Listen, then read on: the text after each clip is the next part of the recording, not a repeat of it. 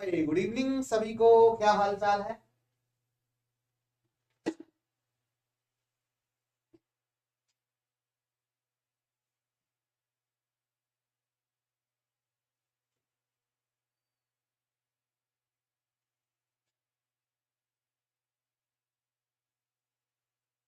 हाँ भाई, क्या हाल चाल है? कैसे हैं आप सभी? मेरा पैर लग गया, लाइट गिर गई थी। ओह, मैं माइक नहीं लगाया। गुड इवनिंग सभी बच्चा लोगों को। Good evening. अब मेरी आवाज सही आ रही है?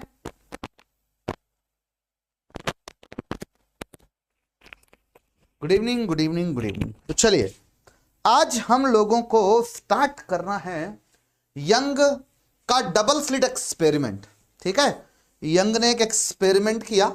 ये बहुत इंपॉर्टेंट एक्सपेरिमेंट है, क्योंकि इस एक्सपेरिमेंट से हम लोग जो है ये प्रूव करते हैं कि जो प्रकाश है वो एक्चुअल में तरंग है।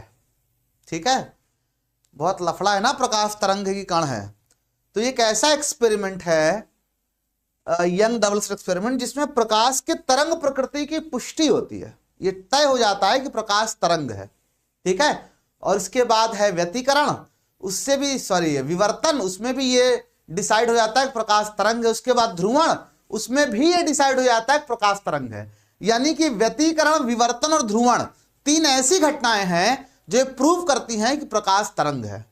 जबकि फोटो इलेक्ट्रिक इफेक्ट एक ऐसी घटना है जो कि यह प्रूव करता है कि प्रकाश कण प्रकृति रखता है, यानी कि प्रकाश फोटोन के रूप में चलता है। ठीक है, अभी तक हम डुअल नेचर मान के चलते हैं, द्वैती प्रकृति प्रकाश की मान के चलते हैं कि प्रकाश का जहां मन होता है वो कण की तरह व्यवहार करता है, और प्रकाश का जहां मन होता है वो तरंग की तरह व्यवहार करता है, डबल नेचर शो करता है वो। ठीक, तो डबल स्लिट एक्सपेरिमेंट में यंग ने कहा क्या? यंग ने एक्चुअल में किया क्या? ये कार्डबोर्ड लिया, कार्डबोर्ड का बॉक्स लिया। जैसे आपके घर में कोई सामान वामान आता है तो गत्ते में दफ्ती के भर के आता है ना, वही वाला गत्ता ले लिया यंग ने, और उस गत्ते पे ब्लेड से, कैसे? ब्लेड से ऐसे दो लाइनें खींच दी। किससे खींची? ब्लेड से। क्योंकि ब्लेड से जब दो लाइनें खींचेंगे आर पार करते हुए ब्लेड को, तो यहां पे पतले पतले दो सुराख बन जाएंगे, है ना। इन्हीं सुराखों को हम बोलते हैं स्लिट। क्या बोलते हैं इनको? इनको बोलते हैं स्लिट, है ना, या रेखा छिद्र बोलते हैं इनको। ठीक, और ये पूरा एक्चुअल में क्या है? ये एक बॉक्स है, ये बॉक्स है पूरा, ये एक बॉक्स है। ठीक, और उसके बाद यंग ने क्या किया? इस बॉक्स के अंदर एक बल्ब जलाया। क्या किया? एक बल्ब जलाया। तो मैं आपको ऐसे बना के दिखा रहा हूं इस बॉक्स को सामने से। जैसे ये दो लाइन खींची हुई है, तो सामने से ना दिखा करके मैं आपको ऐसे बॉक्स को दिखा रहा हूं, है ना। तो आपको एक्चुअल में क्या दिखाई देगा? इस तरह से बॉक्स में से दो लाइनें खींची हुई हैं। ठीक है, और बॉक्स के पीछे जला दिया एक बल्ब। जब बल्ब जलाया तो बल्ब से निकलने लगा प्रकाश हर दिशा में। ठीक है, बल्ब से हर दिशा में प्रकाश निकलना प्रारंभ हो गया। ठीक, यही वाला प्रकाश इस रेखा छिद्र से, यही वाला प्रकाश इस और रेखा छिद्र से बाहर निकला प्रकाश। ठीक है, जब ये प्रकाश दोनों रेखा छिद्रों से बाहर निकला तो हुआ क्या कि इसके सामने एक पर्दा रख दिया गया। क्या रख दिया गया? इसके सामने एक पर्दा रख दिया गया, और यह पाया गया कि पर्दे पर प्रकाश अगर दो रेखा छिद्रों से निकल रहा है तो ज्यादा से ज्यादा यह होना चाहिए कि यहां पर एक पट्टी ऐसी बननी चाहिए और एक पट्टी ऐसी बननी चाहिए। इन दोनों रेखा छिद्रों से एक से प्रकाश, जैसे आपके घर में कोई पतला सा छेद वेद होता है, खिड़की विड़की, उसमें प्रकाश निकलता है, सामने दीवार पे जाकर के प्रकाश पड़ता है, तो उस तरह से कुछ ऐसा बनना चाहिए। लेकिन इस तरह से ना बन करके, बल्कि पर्दे पर इस तरह से एकांतर क्रम में, है ना, ऐसे एकांतर क्रम में ढेर सारी उजली पट्टियां बन गई। अब क्योंकि ढेर सारी उजली पट्टियां बन गई तो दो उजली पट्टियों के बीच में एक ऐसा स्थान भी था जहां कोई प्रकाश नहीं पड़ रहा था। ठीक है, तो यहां पे कुछ स्थान पर अंधेरा और कुछ स्थान पर उजाला हो गया। ठीक है, इस उजाले वाले क्षेत्र को हम लोग क्या बोलते हैं? इसको हम बोलते हैं ब्राइट फ्रिंज या दीप्त फ्रिंज। दीप्त फ्रिंज कहते हैं इसको, दीप्त फ्रिंज, है ना। और जहां अंधेरा है, इस अंधेरे वाले क्षेत्र को हम बोलते हैं आदीप्त फ्रिंज। आदीप्त फ्रिंज। ठीक है, तो यहां दो तरह की फ्रिंजें बनती हैं, एक दीप्त फ्रिंज और एक अदीप्त फ्रिंज। ये घटना अजीब है, देख के लग रहा है कि अगर दो सुराख हैं तो सामने दो ही जगह व्हाइट व्हाइट सा स्पॉट बनना चाहिए, दो जगह लाइट पड़नी चाहिए। जैसे टॉर्च जलाते तो एक गोला से स्पॉट बन जाता है, वहां से लाइट निकल रही टॉर्च से, ठीक है। सेम ऐसा यहां पे होना चाहिए, लेकिन एक्चुअल में हो नहीं रहा था, कुछ इस तरह का पैटर्न हमको प्राप्त हो रहा था, ठीक है। यही है यंग का डबल स्लिट एक्सपेरिमेंट, जिसमें यंग ने दो स्लिटों यानी दो रेखा छिद्रों की सहायता से इस तरह से एक पैटर्न प्राप्त किया, ठीक है। और इसके बाद इसकी स्थितियां क्या होंगी, इसकी चौड़ाइयां क्या होंगी, यही सब चीजें हम लोग डिस्कस करने वाले हैं आगे डेरिवेशन में। तो क्या इतनी बात सबको समझ में आई कि नहीं समझ में आई, बताएं जल्दी।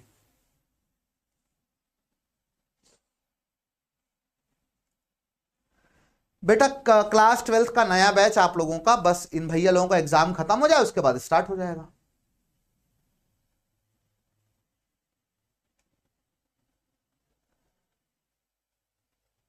नए बैच सारे, ठीक है। आप लोगों का एग्जाम होने के बाद ही स्टार्ट होगा।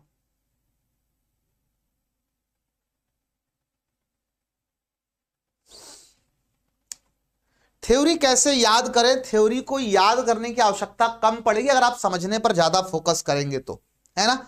जितना ज्यादा समझेंगे उतना आपको कम याद करने की आवश्यकता पड़ेगी, सीधा सा फैक्ट है, ठीक है।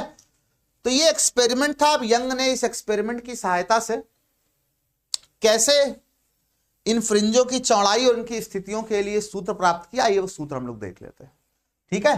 तो हमारे पास ये एक पर्दा है, पर्दे को मैं ऐसे एक लाइन से दिखाऊंगा, और ये हमारे पास एक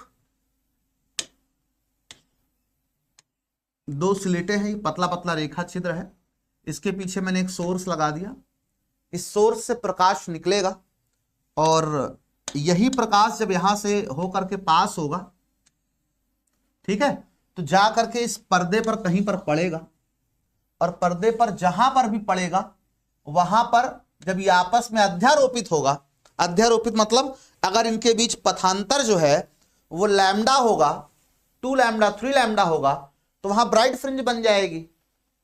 क्यों भाई, संपोषी व्यतिकरण हो जाएगा, कल डिस्कस किया था हम लोगों ने, ठीक है। यहां पर जो पढ़ रहे हैं, यहां पे कौन सा व्यतिकरण हो रहा है, यहां पे हो रहा है संपोषी व्यतिकरण, इसीलिए संपोषित हो गई तीव्रता, बढ़ गई तीव्रता, और यहां पर हो रहा है विनाशी व्यतिकरण। क्या हो रहा है, यहां हो रहा है विनाशी व्यतिकरण, ठीक है। इसलिए तीव्रता घट गई है और वहां पे हमको अंधेरा अंधेरा सा दिखाई दे रहा है, ठीक। ये कहानी चल रही भाई साहब। तो जब यहां से दो प्रकाश की किरणें निकलेंगी और जाकर पर्दे पर एक दूसरे से मिलेंगी, मान लेते हैं कि यहां पर ये जो है ये सेंटर है, ठीक है, ओ, और इससे हम y दूरी पर कोई एनवी फ्रिंज की बात करें। एनवी फ्रिंज मतलब जैसे यहां पर अगर मान लो पिछले वाले स्लाइड पे कि ये केंद्र ये बीचों बीच ये है, तो पहली दूसरी तीसरी चौथी पांचवी ब्राइट फ्रिंज हो गई, इधर नीचवी तीसरी ब्राइट फ्रिंज, चौथी पांचवी छठवीं ब्राइट फ्रिंज, ठीक है। तो मान लो कोई एनवी ब्राइट फ्रिंज है जिसकी पोजीशन जो है वाई एक्सिस पे कितनी है, वाई एन के बराबर है, वाई एन के बराबर, ठीक। ये डिपेंड करेगा कि इन दोनों के बीच पाथ डिफरेंस कितना है, पाथ डिफरेंस ही डिसाइड करने वाला है कि वहां कौन सा व्यतिकरण होगा, संपोषी होगा या विनाशी होगा, ठीक है। पाथ डिफरेंस देखें अगर डायग्राम में तो कितना है, तो सर यहां से अगर मैं एक इस पे परपेंडिकुलर ड्रॉप कर देता हूं, अगर यहां से मैं इस पे परपेंडिकुलर ड्रॉप कर देता हूं, तो ये और ये दोनों आपस में बराबर हो गए लगभग लगभग। ये से दैट ए बी और सी, तो ये जो बीसी डिस्टेंस है, ये बीसी है ना, ये बीसी भाई यहां से यहां तक की दूरी लगभग बराबर हो गई। ये बीसी डिस्टेंस नीचे वाले प्रकाश स्रोत जो है उससे निकलने वाला प्रकाश ज्यादा चल रहा है, बाकी इसके आगे दोनों बराबर दूरी चल रहे हैं, यानी ये पाथ डिफरेंस बीसी हो गया हमारा, ठीक है। अगर मैं मान लेता हूं कि ये वाला कोण हमारा, ये कोण अगर मान लेते हैं थीटा है, ठीक है, तो थोड़ी सी ज्योमेट्री का यूज करते हैं, आपको समझ में आएगा। अगर ये वाला कोण थीटा है, ये वाला, ठीक है, तो शीर्षाभिमुख कोण ये भी थीटा ही हो जाएगा। क्यों भाई, हमने क्या मान के रखा हुआ है, सॉरी गलत बता गया मैं, ये वाला कोण थीटा है, शीर्षाभिमुख कहां बता दिया मैंने, ये कोण थीटा है, ठीक है। तो ये 90 माइनस थीटा हो जाएगा, और क्योंकि ये 90 है तो ये कोण भी क्या हो जाएगा, थीटा हो जाएगा। तो मैं डायग्राम को बड़ा करता हूं, एक लाइन ऐसे खींची, एक लाइन ऐसे खींची हुई है, एक लाइन ऐसे खींची, एक लाइन ऐसे खींची हुई है, ठीक है, मैंने कहा ये कोण थीटा है, तो ये बचा कोण 90 माइनस थीटा हो जाएगा। क्यों भाई? और क्योंकि ये इस पे परपेंडिकुलर है, थोड़ा यहां दिखना बट परपेंडिकुलर है, ठीक है, तो ये वाला कोण भी क्या हो जाएगा, अगर ये थीटा तो ये माइनस थीटा, ये 90 माइनस थीटा, दोनों को जोड़ेंगे कट जाएगा, तो ये माइनस थीटा तो ये प्लस थीटा हो जाएगा, है ना। तो ये वाला कोण भी हमारा क्या हो जाएगा, थीटा हो जाएगा। ठीक है, सिंपल सी ज्योमेट्री है और कुछ नहीं, कल से हम यही तो कर रहे हैं पूरे में। इस चैप्टर में कल से क्या चल रहा है, केवल ज्योमेट्री ही तो यूज कर रहे हैं हाई स्कूल वाली, और क्या कर रहे हैं। ठीक, तो इतना हमको समझ में आ गया कि सर ये कोण भी थीटा हो जाएगा। मान लेते हैं स्लिटों के बीच की दोनों की दूरी जो है वो स्मॉल डी है, यहां से यहां तक की दूरी, और मान लेते हैं कि स्लिट से पर्दे की दूरी जो है वो कैपिटल डी है, और जो प्रकाश हम यूज कर रहे हैं उसकी तरंग दैर्घ्य कितनी है, लैम्डा है मान लेते हैं। ठीक है, तो आइए छोटा सा और ज्योमेट्री का यहां प्रयोग करते हैं हम लोग।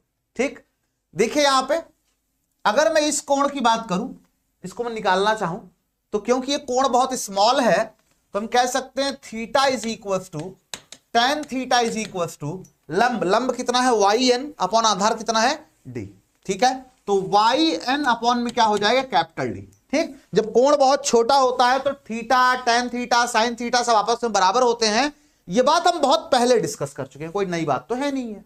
ठीक है, ठीक है सर, फिर अगर आप देखिए छोटे वाले त्रिभुज में, ठीक है, किसमें, ये वाला था जो ये था, लिख देता हूं मैं, ये था त्रिभुज से दैट ये इन दोनों का मिड पॉइंट M है, ये O है और ये P है से दैट।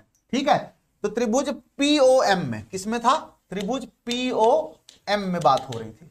ठीक है, नाउ इन ट्रायंगल त्रिभुज ACB में, है ना, ये एंगल देखो 90 डिग्री है सी वाला। ठीक, तो हम क्या बोलेंगे, tan theta is equal to लंब, लंब यानी कि BC अपॉन सॉरी tan नहीं, यहां पे हम साइन यूज करेंगे क्योंकि तीनों आपस में बराबर ही हैं, तो theta equal to sine theta equal to, ठीक है, BC अपॉन कर्ण यानी कि स्मॉल डी। ठीक है, ये इक्वेशन 1 हो गया और ये इक्वेशन 2 हो गया। बोलो क्या इतनी बात सबको समझ में आई कि नहीं समझ में आई, बताइए, क्या इतनी बातें सबको क्लियर है? क्लास स्टार्ट हुए मात्र 10 मिनट हुआ अभी। ठीक है, क्यों भाई, इतनी बातें सबको क्लियर हैं, कोई डाउट तो नहीं यहां पे?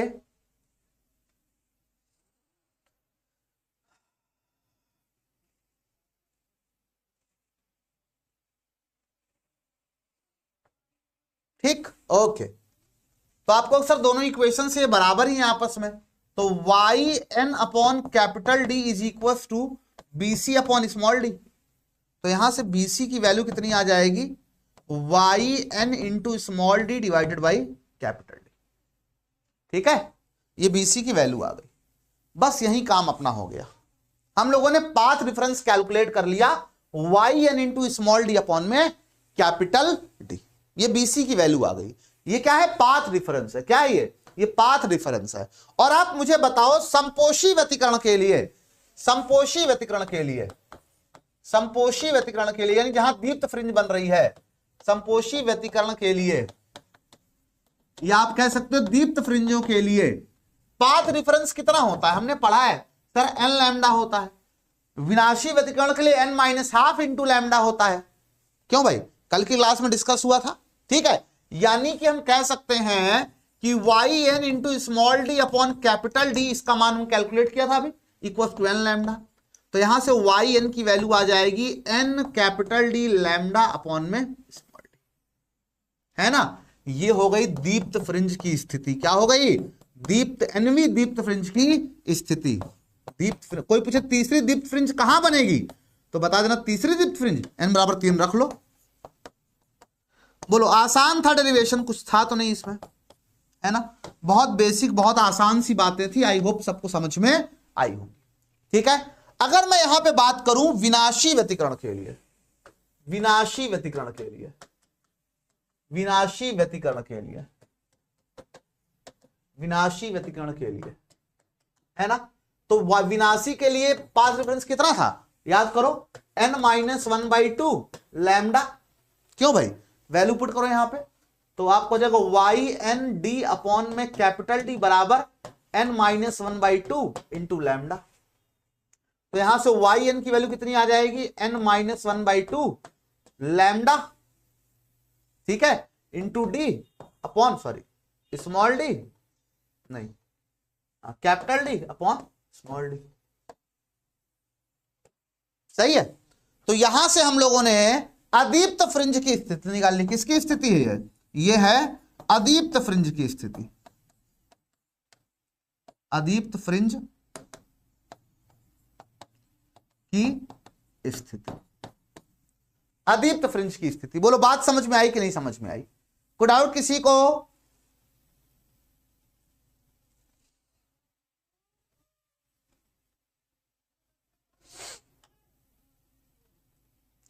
बेटा लाइट की अगर बात करें तो लाइट कहीं से भी आ रही हो वो सब सेम ही होती है, बट बात हो रही किस तरंगदैर्घ्य के प्रकाश की आप बात कर रहे हो। तो अगर एक कोई पर्टिकुलर तरंगदैर्घ्य की प्रकाश आप बात करो, चाहे वो किसी एलईडी लैंप से निकल रहा हो, चाहे किसी वो दिए से निकल रहा हो, या चाहे वो सूर्य से निकल रहा हो, वो सेम ही होगा, उसमें कोई डिफरेंस थोड़े ना होगा।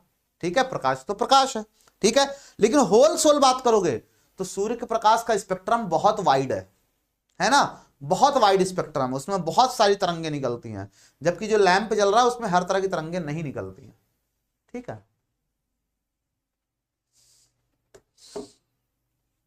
हाँ बेटा आप कैसे भी पढ़ रहे हो, अगर आपने पढ़ रखा है चैप्टर तो ठीक है, आएगा 100 नंबर। ठीक है, कंप्लीट 100%, 100 नंबर का 100% आएगा आपका, 100%। ठीक है, काहे परेशान हो आप? चाहे जैसे पढ़ रहे हो, किसी किताब को फॉलो कर रहे हो, किसी का भी लेक्चर फॉलो कर रहे हो, अगर आप 100% पढ़ रहे हो तो 100% नंबर स्कोर होगा आपका, बात खत्म।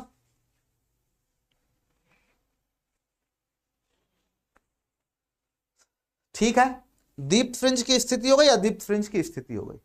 ठीक है, अब अगर आपसे कोई कहे कि बताइए फ्रिंजों की चौड़ाई क्या होगी, दीप्त या अदीप्त दोनों की, है ना, दीप्त एवं अदीप्त फ्रिंज की चौड़ाई, अदीप्त फ्रिंज की चौड़ाई,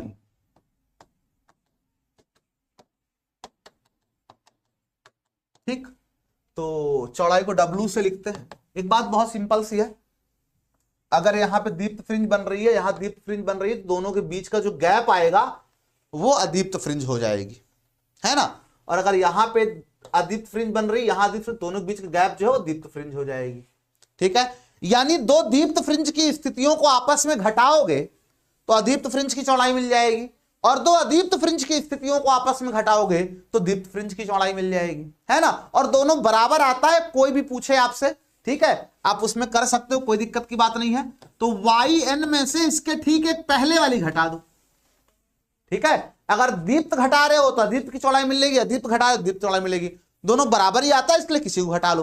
ठीक है, तो मैं दीप्त के लिए एन मतलब 5वीं में से चौथी, तीसरी में से दूसरी, 10वीं में से 9वीं, है ना, ठीक एक पहले वाली घटा दो, इसमें से ठीक एक पहले वाली घटा दो तो बीच की चौड़ाई मिल जाएगी मुझको।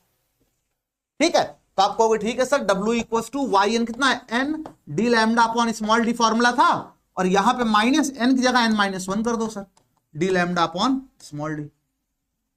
आप कहोगे सर यहां D lambda upon small D common ले लो, तो यहां n माइनस बोला करो माइनस एन और माइनस माइनस प्लस 1, तो कैंसिल हो जाएगा, चौड़ाई आ जाएगी डी लैम्डा अपॉन में स्मॉल डी, है ना। ये आ गई आपकी चौड़ाई। ये दीप्त फ्रिंज की भी सेम होगी, अगर आप यहां पे फॉर्मूला अदीप्त वाला लगाते तो दीप्त फ्रिंज की चौड़ाई आ जाती, है ना, दो अदीप्त के बीच का अंतर दीप्त फ्रिंज आ जाता, लेकिन फॉर्मूला सेम यही निकल करके आता, अलग नहीं आता। ठीक है, तो दीप्त फ्रिंज की चौड़ाई भी यही होगी, अदीप्त फ्रिंज की चौड़ाई भी यही होने वाली है। क्लियर है?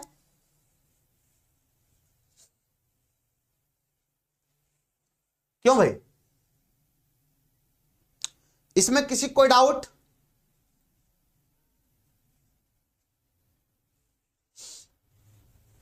आगे चलें। ठीक, इसके बाद एक और है कोणीय स्थिति। क्या? कोणीय स्थिति। कोणीय स्थिति अभी हम लोगों ने पढ़ा था फॉर्मूला एक, थीटा इक्वल्स टू, क्या पढ़ा था, पीछे ही लिखा हुआ, थीटा इक्वल्स टू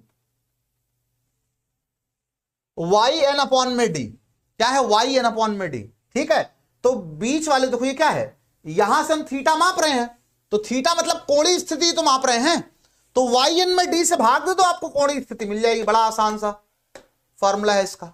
ठीक है, क्या करो आप, वाई एन अपॉन में कैपिटल डी। ठीक है, तो ये एनवी दीप्त फ्रिंज की कोणीय स्थिति हो जाएगी। तो अगर दीप्त फ्रिंज निकालना है आपको तो दीप्त fringe N D lambda upon में स्मॉल डी पूरे बटे में कैपिटल डी, ये कट जाएगा, तो ये एनवी दीप्त फ्रिंज की कोणीय स्थिति हो गई, एन लैम्डा अपॉन में स्मॉल डी किसके लिए आ गई है, दीप्त फ्रिंज के लिए आ गई, है ना। सिमिलरली ठीक, अगर आप यहीं पर फॉर्मूला अदीप्त रख देते हो, n minus 1/2 D lambda upon में स्मॉल डी और बटे में कैपिटल डी, तो ये कैंसिल हो जाएगा, तो आपको थीटा एन मिल जाएगा n माइनस 1/2 लैम्डा अपॉन में स्मॉल डी, और ये स्थिति आ गई किसकी, अदीप्त फ्रिंज वाली। किसकी आ गई, अदीप्त फ्रिंज वाली। ठीक है, तो अगर आपको दीप्त फ्रिंज की कोणीय स्थिति निकालनी है तो यहां दीप्त फ्रिंज का सूत्र रखो, अदीप्त की निकालनी तो अदीप्त का सूत्र रख दो, स्थिति वाला आपको मिल जाएगा दोनों कोणीय स्थिति। ठीक है, अब कोणीय चौड़ाई की अगर बात करें, क्या बात करें, कोणीय चौड़ाई जो कि दोनों की बराबर होती है, चाहे आप दीप्त की निकालो चाहे अदीप्त की निकालो, दोनों की बराबर आती है ना। कितनी आएगी, फॉर्मूला वही सेम आएगा, बीटा इक्वल टू क्या बोलोगे आप, एनवी में से ठीक एक पहले वाली घटा दो, है ना। तो सेम यहां भी वही होगा, सर एन कैंसिल हो जाएगा, क्या आ जाएगा फॉर्मूला, बीटा इक्वल टू ये आ जाएगा लैम्डा अपॉन में डी। आप करके देख सकते हैं क्या आएगा, लैम्डा अपॉन में डी। ठीक है, आप एनवी में से एन माइनस 1 भी घटा सकते हैं, लैम्डा अपॉन में डी आ जाएगा। ठीक है,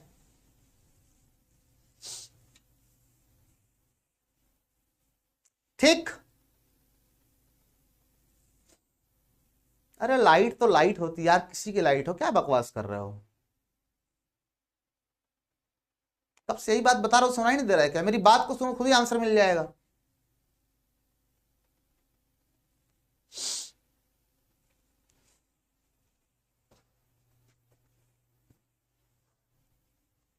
ठीक है, आगे चले,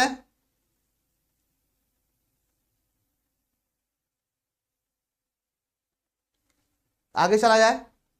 ठीक, स्थिति आ गई, कोणीय स्थिति आ गई। आइए अब हम लोग क्या करते हैं, ऑब्वियस सी बात है, फॉर्मूला मिला तो न्यूमेरिकली करेंगे।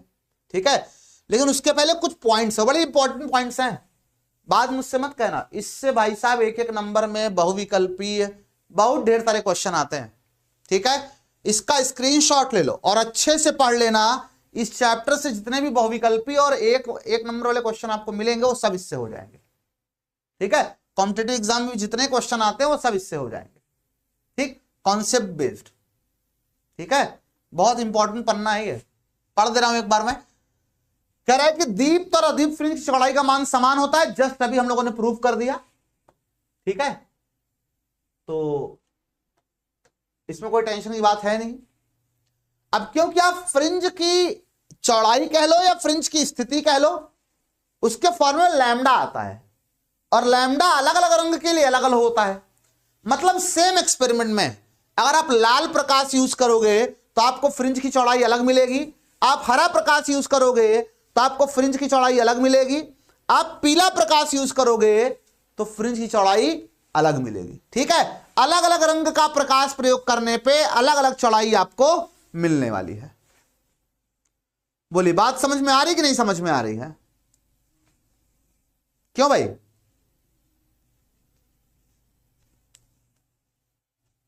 ये बातें सबको समझ में आ रही है कि फॉर्मूले में लैम्डा होता है, मतलब तरंगदैर्घ्य पर डिपेंड करेगी, मतलब अलग अलग फ्रिंजों की चौड़ाई क्या होगी, अलग अलग रंगों के लिए अलग अलग होगी। ठीक है, यदि दो सोडियम लैंप दो छिद्रों को प्रदीप्त करते हैं तो पर्दे पर व्यतिकरण प्रारूप प्राप्त नहीं होता, क्योंकि इनके बीच कलांतर स्थिर नहीं रहता। इसलिए मैंने आपसे कहा था कि दो अलग अलग, यहां पर उसने रेखा छिद्र एक ही बल्ब से बनाया, क्यों, क्योंकि दो अलग अलग सोर्स यूज करेंगे तो इनके बीच कलांतर स्थिर नहीं रहेगा। और लास्ट मैंने आपको व्यतिकरण की शर्त बताई थी कि अगर कलांतर स्थिर नहीं रहेगा तो व्यतिकरण प्रतिरूप प्राप्त नहीं होगा। तो अलग अलग सोर्स नहीं यूज कर सकते, एक ही सोर्स को दो पार्ट में स्प्लिट करना पड़ेगा। आप चाहे तो यंग वाले मेथड से कर सकते हैं।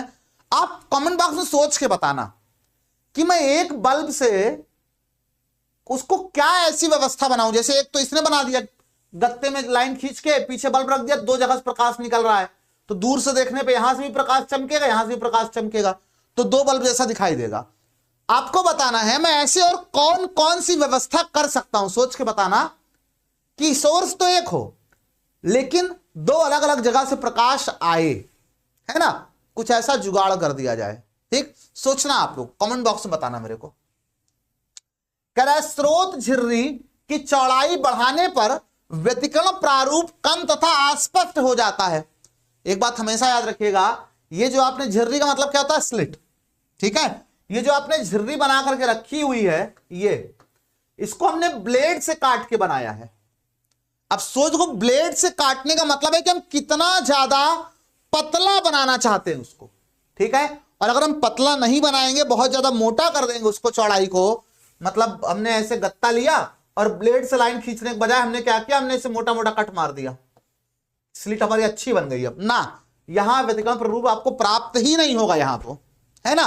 तो जितना ज्यादा आप इसको स्लिट की चौड़ाई को मोटा करते जाओगे उतना ही धुंधला होता जाएगा आपका व्यतिकरण प्रतिरूप, ठीक है। करें एक वर्णी प्रकाश स्रोत को श्वेत प्रकाश से प्रतिस्थापित करने पर केंद्रीय फ्रिंज श्वेत दिखाई देगी तथा उसके चारों रंगीन फ्रिंज प्राप्त होगी। हम लोग इस एक्सपेरिमेंट में एक वर्णी प्रकाश यूज करते हैं। कौन सा?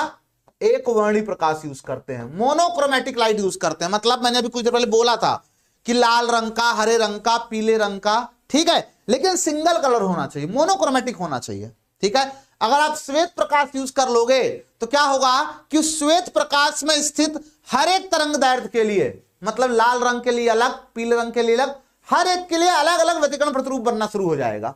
और जब सबका व्यतिकरण प्रतिरूप अलग अलग बनेगा, हर किसी के फ्रिंज अलग अलग स्थिति में बनेगी, तो लाल कहीं दिखाई देगा, पीला कहीं दिखाई देगा, हरा कहीं दिखाई देगा, तो क्या होगा, आपको ढेर सारे रंगीन फ्रिंजें दिखाई देंगी। बात समझ में आ रही है? क्योंकि श्वेत में सभी रंग है और सभी रंग अपना अपना प्रतिरूप बनाएंगे, ठीक है। केंद्र पे सब जाके मिलेंगे, केंद्रीय तो सब बनाएंगे, तो केंद्र पे सभी रंग जाएंगे तो केंद्र श्वेत हो जाएगा, उसके अलावा उसके चारों रंगीन पट्टियां हो जाएंगी, ठीक है। क्यों भाई, इतने में किसी कोई दिक्कत, कोई डाउट किसी को? बताइए, समझ में आया? फिर कह रहा है यदि यंग के द्विछर्री प्रयोग को वायु के स्थान पर किसी द्रव में डुबो दिया जाए, तो कह रहा है व्यतिकरण प्रारूप को द्रव में डुबो दिया जाए तो फ्रिंज चौड़ाई का मान घटेगा, है ना। लिखा तो है, जरा मैं प्रूव कर देता हूं। तो फ्रिंज चौड़ाई कितनी थी? W equals to D lambda upon में स्मॉल डी। अब आपने पूरा सेटअप उठा करके तुम चले गए समुद्र के अंदर प्रैक्टिकल करने, नदी के अंदर प्रैक्टिकल करने चले गए तुम, है ना। जब समुद्र के अंदर चले जाओगे तो फॉर्मूला होता है अपवर्तनांक का lambda air divided by lambda medium, ठीक है।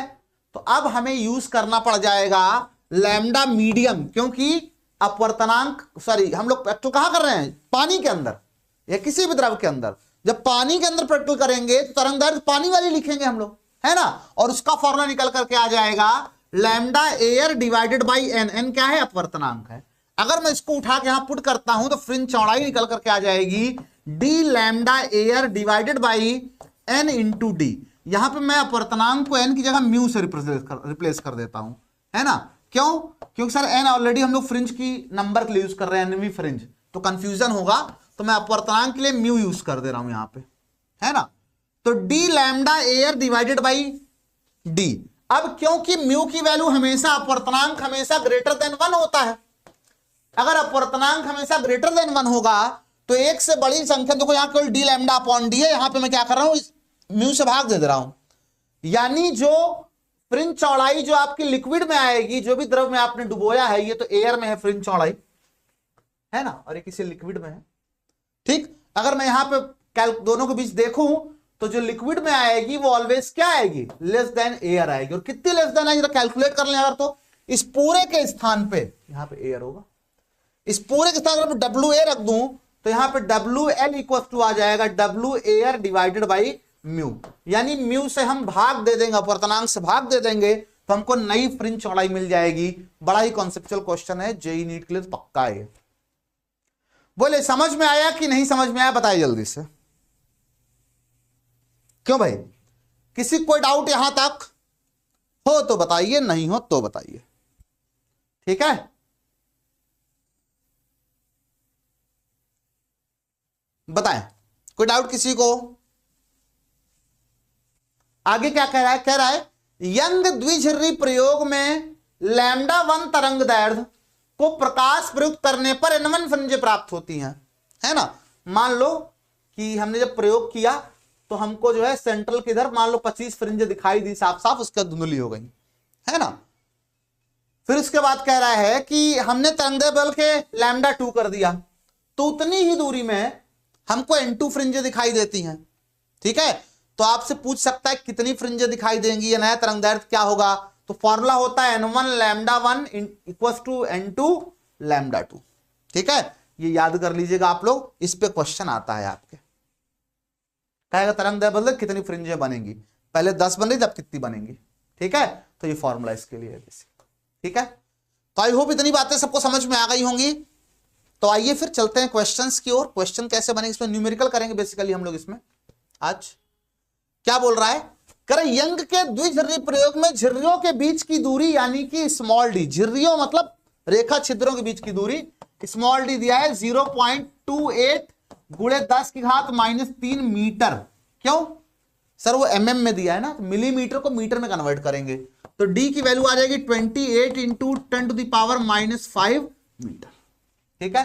कर पर्दा 1.4 मीटर मतलब कैपिटल डी की वैल्यू 1.4 मीटर, पर्दा 1.4 मीटर की दूरी पर स्थित है। फिर कह रहा है कि केंद्रीय दीप्त फ्रिंज एवं चतुर्दीप्त फ्रिंज, देखो केंद्रीय दीप्त फ्रिंज एवं चतुर्दीप्त फ्रिंज मतलब यह हुआ कि केंद्रीय फ्रिंज से चौथे फ्रिंज की दूरी, यानी कि सीधा सा उसकी स्थिति दिया हुआ है YN, कौन वाली, चौथी। केंद्रीय से ही हमेशा मापते हैं हम लोग, केंद्र से तो हमेशा मापते हैं, तो केंद्रीय से दूरी इतनी, चौथे वाली मतलब चौथी की स्थिति दिया है Y4 आपको दिया है 1.2 इंटू 10⁻⁻2 मीटर, ठीक है। आपसे कह रहा है उपयोग किए गए प्रकाश तरंगदैर्ध्य लैम्डा की गणना कीजिए, ठीक है। क्वेश्चन बहुत आसान है, कैसे करेंगे हम, सर फॉर्मूला होता है YN equals to D lambda divided by small d, है ना। नहीं सर स्थिति दिया है, किसकी दिया हुआ है, दीप्त फ्रिंज की, तो फॉर्मूला लगेगा ND लैम्डा, चौड़ाई थोड़े दिया हुआ है ना। आओ जरा वैल्यू पुट करते हैं, तो Y चौथी है तो Y 4 हो जाएगा, इसकी वैल्यू 4 हो जाएगी, D की वैल्यू हमको 1.4 दिया है, लैम्डा हमसे पूछा है, स्मॉल d का मान 28 इंटू 10⁻⁵ हो जाएगा, है ना। यहां से डेसिमल हटाएंगे तो यहां 0 चढ़ा देंगे, यहां 0 चढ़ा देंगे, और 14 दूना 28 तो 20 हो जाएगा। और चौथी दीप्त फ्रिंज की स्थिति आप कितना दिया हुआ है sir, 1.2 into 10⁻⁻2 is equal to 4 पंजे 20 आएगा ये, ठीक है। तो हो जाएगा लैम्डा डिवाइडेड बाई 5 इंटू 10⁻⁻5, फिर आप गुणा करेंगे तो 12 पंजे 60 हो जाएगा, तो लैम्डा की वैल्यू आ जाएगी 6.0 इंटू 10⁻⁵ -7 इतने मीटर, या लैम्डा इक्वल टू 6.000 नहीं, पॉइंट नहीं, 6000 इंटू 10⁻⁻10 मीटर कर सकते हैं क्या, है ना। तो लैम्डा कितना आ जाएगा सर, 6000 एंगस्ट्रॉम आ जाएगा। याद रखिएगा कि तरंगदैर्ध्य अगर दिया है तो फाइनल आंसर अगर आप लोग एंगस्ट्रॉम या नैनोमीटर में लिखेंगे तो ज्यादा अच्छा लगेगा। बात समझ आई, बोले भाई, कोई डाउट किसी को, क्यों भाई, कोई डाउट,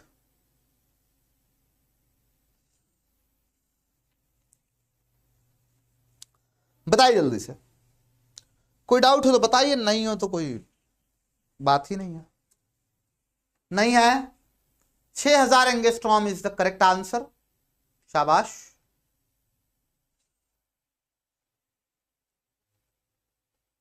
ओके आगे चलें, अगले सवाल की ओर कूच करें। नेक्स्ट क्वेश्चन क्या कह रहा है, द्विझर्री प्रयोग में 1 मीटर दूर रखे गए पर्दे पर एक फ्रिंज की कोणीय चौड़ाई दिया है आपको, थीटा दिया हुआ है, कौन सी है पता नहीं, एक फ्रिंज कह रहा है, तो कैपिटल डी 1 मीटर दिया हुआ है, थीटा सॉरी कोणीय चौड़ाई बोला है ना, यानी बीटा दिया हुआ है आपको, बीटा 2 डिग्री दिया हुआ है, अच्छी बात है। कह रहा है उपयोग किए गए प्रकाश के तरंग दैर्ध्य यानी कि लैम्डा आपको दिया है 600 नैनोमीटर भी लिख देते हैं ऐसे ही। यदि पूरा प्रायोगिक उपकरण जल यानी कि म्यू बराबर इतने में डुबो दिया जाए तो फ्रिंज की कोणीय चौड़ाई क्या हो जाएगी, है ना। आपको जल का अपवर्तनांक दिया है ए म्यू डब्ल्यू दिया हुआ है 4/3। आपसे कह रहा है कि ये बीटा एयर था, आपसे पूछा है बीटा जल में क्या हो जाएगा। देखो मैंने प्रूफ तो चौड़ाई के लिए किया था, सवाल कोणीय चौड़ाई के लिए बन गया, लेकिन तरीका सेम होगा, है ना। आपको मैं फिर से प्रूफ करके दे रहा हूं। बीटा एयर आप क्या लिखोगे, lambda air divided by small D, यही फॉर्मूला था, है ना। और आप बीटा मीडियम क्या लिखोगे, जो भी मीडियम हो आपका, वाटर है तो वाटर लिख देते हैं यहां पे, lambda water divided by small D, सही है। और लैम्डा वाटर कितना हो जाएगा सर, अभी तो पढ़ा हम लोगों ने, lambda air divided by mu of water into D, और ये आपका हो जाएगा बीटा वाटर। तो beta air equals to beta water divided by mu of water. ये फॉर्मूला आप याद कर लो, प्रूफ मैंने आपको दे ही दिया कैसे निकल के आएगा, ठीक है। तो फॉर्मूला क्या है, बहुत इजी है, ठीक। मैं उल्टा बोल दिया यहां पे उल्टा बोल गया, यहां पे वाटर यहां पे एयर हो, ठीक है। तो वाटर निकालना 2 डिग्री पहले था, बटे में म्यू कितना है 4/3, ठीक है। तो 3 दूना 6/4 यानी कि 1.5 डिग्री आपका आंसर आ जाएगा। बोलिए एकदम सरल हलवा सवाल है कि नहीं है, लेकिन जिसको पता है उसके लिए हलवा है, जिसको नहीं पता वो कहेगा बाप रे पता नहीं क्या पूछ लिया, पानी में डुबो दिया था। कैसे करें इस सवाल को, क्यों भाई इतनी बात सबको समझ में आई।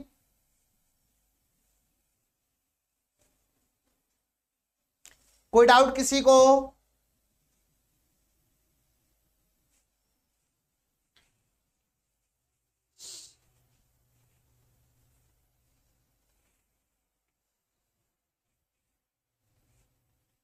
No problem. चलिए बहुत बढ़िया, बहुत अच्छा बहुत अच्छा।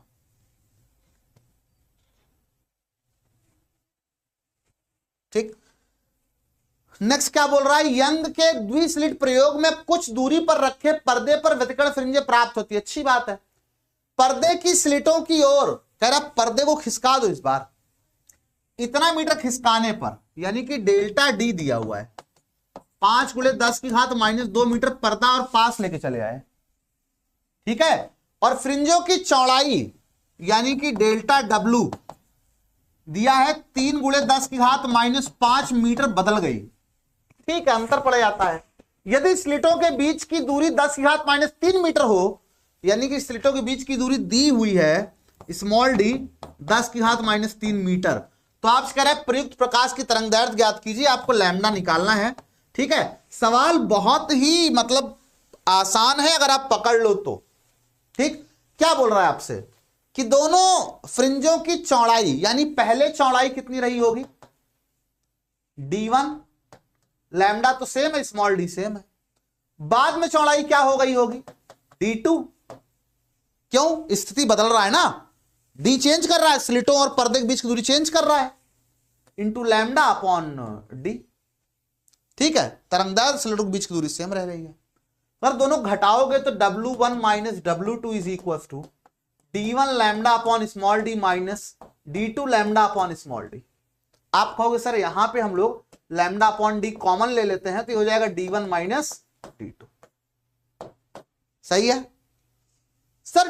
W1 - W2 मतलब फ्रिंजों के बीच की जो स्थिति अंतर आई है चौड़ाई में डेल्टा W, तो हो जाएगा lambda upon D into delta D, ठीक है। सब तो दिया है आपको, डेल्टा W कितना है 3 × 10⁻5 बराबर लैम्डा निकालना है, डी का मान कैपिटल डी आपको दिया है डेल्टा डी 5 × 10⁻² बटे में स्मॉल डी का मान भी दिया है 10⁻3, ठीक है। कैलकुलेट कर लीजिएगा, यहां से लैम्डा निकल करके आ जाएगा, जो आए लिख लिए कॉपी में, मुझको मत बताइएगा। समझ में आया कि नहीं समझ में, बताओ जल्दी से। क्यों भाई क्लियर है, डी एंड लैम्डा क्यों दिया है फिर। अच्छा पिछले सवाल में वो दिया है ताकि तुम नाचो चकर चकर कि डी और लैम्डा क्यों दिया है, अगर आंसर सीधे आना है तो, है ना। कभी कभी 2-4 डेटा क्वेश्चन में एक्स्ट्रा दे देता है ताकि बच्चे इसी में जूझते रहें कि ये दिया क्यों है अगर इसका यूज नहीं है तो, इसीलिए दे देता है, बच्चे परेशान रहें कि ये दिया क्यों है। समझ आया सभी को?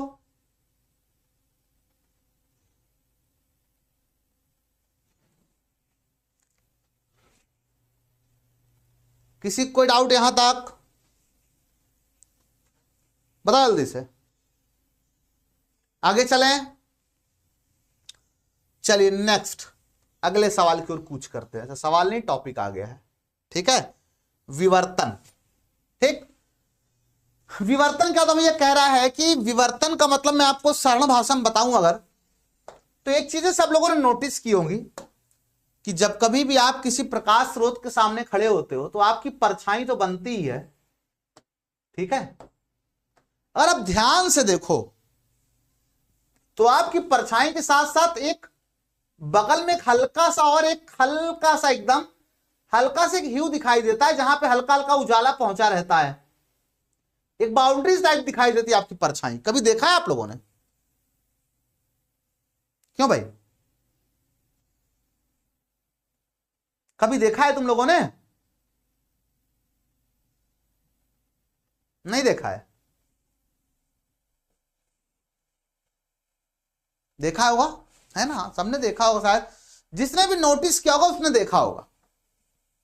ठीक, ये होता क्यों? एक्चुअल में प्रकाश को यहां से रुक जाना चाहिए और सीधे चला जाना चाहिए, लेकिन होता क्या है कि जहां कॉर्नर्स होते हैं प्रकाश वहां से हल्का सा कॉर्नर की ओर मुड़ जाता है। जहां भी कॉर्नर पाता है प्रकाश, कॉर्नर जब बगल से गुजर रहा होता है तो ये कॉर्नर के पास से थोड़ा सा बेंड हो जाता है। एक्चुअल में अगर यहां परछाई बननी चाहिए तो इसकी परछाई पूरी यहां तक बननी चाहिए, ये है ना, लेकिन कुछ प्रकाश यहां पर भी पहुंच जाता है इस एरिया में मुड़ करके, जिसकी वजह से आपको एक हल्की सी ये बाउंड्री दिखाई देती है अपनी परछाई के चारों ओर। ठीक है, बहुत लोगों ने ऐसा सोचा होगा, शायद कभी आप लोगों ने देखा होगा तो आप लोगों ने सोचा होगा यार ये शायद किसी दिमाग में स्ट्राइक किया हो कि ये क्यों होता है, या हो सकता है स्ट्राइक ना भी किया हो ये क्यों होता है। ठीक है, आज मैं बताऊं तो बहुत लोग अब चेक कर रहे हो अपनी परछाई बना करके, हाँ सर ये दिख तो रहा है थोड़ा थोड़ा, है ना, तो आप देखिएगा आपको ये चीज समझ में आएगी। ठीक है, इसके अलावा अगर आप एक कागज में ऐसे एक लकीर खींच दो ब्लेड से और अपनी आप उंगलियों को ऐसे सटा करके और किसी प्रकाश के स्रोत सोर्स को देखो, तब भी आपको हल्का हल्का ऐसा लगेगा कि कुछ ऐसे फैल सा रहा है प्रकाश, है ना। ऐसी उंगलियों को सटा के ऐसे आप सोर्स को देखोगे बहुत पतला करके, या कागज में एक लाइन खींचकर उससे किसी प्रकाश सोर्स देखोगे तो अलग प्रकाश फैल सा रहा है ऐसे चारों तरफ, उसके अगल बगल उंगलियों का ऐसे निकल रहा है बगल बगल, है ना। शायद कभी आपने देखा हो या कभी इसको महसूस किया हो, ठीक है, या ना किया हो सकता है, तो ट्राई करिएगा, आपको चीज दिखाई देगी। होता क्या है, जो कॉर्नर्स होते हैं वहां से प्रकाश बेंड हो जाता है और किनारों से प्रकाश का मुड़ना, ठीक है, प्रकाश का किसी अपारदर्शी अवरोधक या द्वारक के तीक्ष्ण किनारों नुकीलों से मुड़ना ही प्रकाश का विवर्तन कहलाता है। ठीक है, ठीक तरह से एक बात को बहुत इंपॉर्टेंटली ध्यान दीजिएगा कि विवर्तन घटना तभी देखने को मिलेगी जब जो लैम्डा होगा, है ना, वो बहुत बड़ा होगा। क्या बोल रहा हूं मैं, उल्टा लिखा है यहां पे, तो नालायक है क्या ये?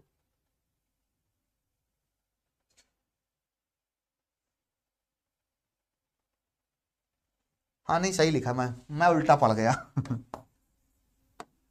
अगर डी बहुत बड़ा हो गया लैम्डा की तुलना में तो प्रकाश सीधा चला जाएगा, हमको विवर्तन देखने को नहीं मिलेगा, है ना। लेकिन अगर डी बहुत छोटा हो गया या बराबर हो गया लैम्डा के, कुल मिला के जो डी है यानी छिद्र की जो चौड़ाई है ना, वो लैम्डा की कोटि का होना चाहिए, है ना, आसपास थोड़ा बहुत कम ज्यादा।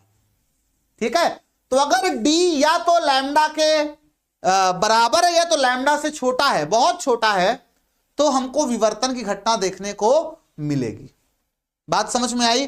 अगर अवरोधक बहुत बड़ा बहुत चौड़ा हो गया ये डी, तो प्रकाश सीधे निकल जाएगा, हमको विवर्तन देखने को नहीं मिलेगा। बात समझ में आ रही है? ठीक है, नेक्स्ट एक बड़ा इंपॉर्टेंट टॉपिक है अच्छा एक बात बताओ, तरंगे तो सीधे चलती हैं, कभी आप लोगों ने ऐसा सुना है कि दीवार के दूसरी तरफ बात हो रही हो और वो आप तक पहुंच जाए? पूरी तरह अवशोषक हमने लगा दिया चारों तरफ, कहीं से टकरा के ध्वनि वापस नहीं आने पाए, लेकिन फिर भी जो दीवार की दूसरी तरफ बात हो रही होती है वो हमारे तक पहुंच जाती है। क्यों? क्योंकि वो दीवार के किनारों से मुड़ जाती है और हमारी तरफ चली आती है। ठीक है, लेकिन प्रकाश दीवार से रुक जाता है और वो दीवार की बड़ी सी परछाई बना देता है। प्रकाश को दीवार से हम लोगों ने मुड़ते हुए नहीं देखा, ध्वनि को मुड़ते हुए महसूस किया, हम सुन लेते हैं, लेकिन प्रकाश को नहीं। ऐसा क्यों? क्योंकि जो प्रकाश की तरंग दैर्घ्य होती है बहुत स्मॉल होती है ना। ध्वनि की तरंग दैर्घ्य और हमारे कमरे का जो आकार है, आसपास जो भी चीज हमारे कमरे में रखी हुई है, वो सभी मीटर की कोटि की है ना। 1 मीटर, आधा metre, 4 metre, 10 metre, 0.5 metre, 0.02 metre, है ना। सबको मीटर में व्यक्त कर सकते हैं, इतनी बड़ी इतनी बड़ी इतनी बड़ी कितनी बड़ी चीज होगी। ठीक है, और ध्वनि की तरंग दैर्घ्य जो होती है, ध्वनि की तरंग दैर्घ्य जो होती है वो भी मीटर की कोटि की होती है।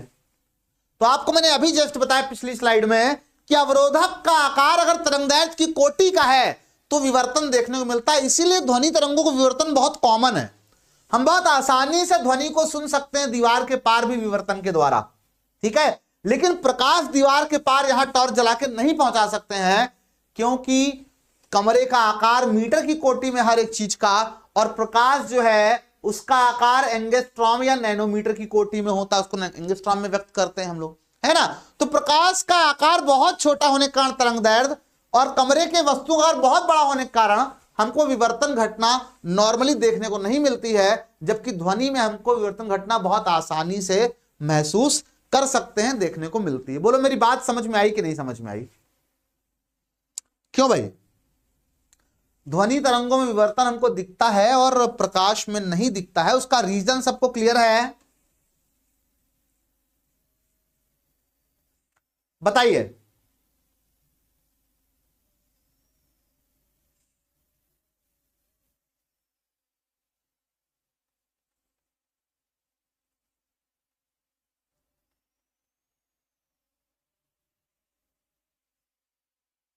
ठीक है, आगे चलें।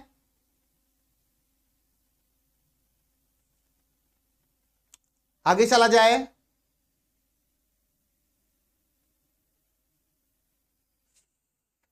एक बार और वालों से मैं घाया रहता हूं, एक बार और सुनना है, वीडियो पीछे करो आराम से, एक बार और नहीं 10 बार और देखो। एक बार और का क्या मतलब होता है? कोई कॉन्सेप्ट ना समझ में आया पूछा करो सर ये नहीं समझ में आया। एक बार और तुम खुद भी देख सकते हो अपनी तरफ से, उसके लिए मुझे बोलने की जरूरत नहीं पड़ती एक बार और, है ना। ऑफलाइन क्लास में तो हो नहीं कि एक बार और बताइए सर नहीं समझ में आया। विवर्तन आपका 2 प्रकार का होता है, एक होता है फ्रेनेल विवर्तन और एक होता है फ्रॉनहोफर विवर्तन। ठीक है, जब जो पर्दा होता है उसको हम प्रकाश स्रोत के बहुत सीमित दूरी पर रखते हैं, मतलब यहां पे प्रकाश स्रोत आपका है और हमने जो स्लिट रखा है उसको पास में रख दिया, हमने पर्दा भी कोई बहुत दूर नहीं रखा।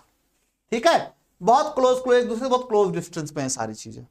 ठीक है, तो इसको हम बोलते हैं फ्रेनेल विवर्तन। क्या बोलते हैं? फ्रेनेल विवर्तन। और जब स्लिट से प्रकाश स्रोत को और पर्दे को दोनों को अनंत दूरी पर रख देते हैं तो इसको बोलते हैं फ्रॉनहोफर विवर्तन। ठीक है, क्या डिफरेंस है?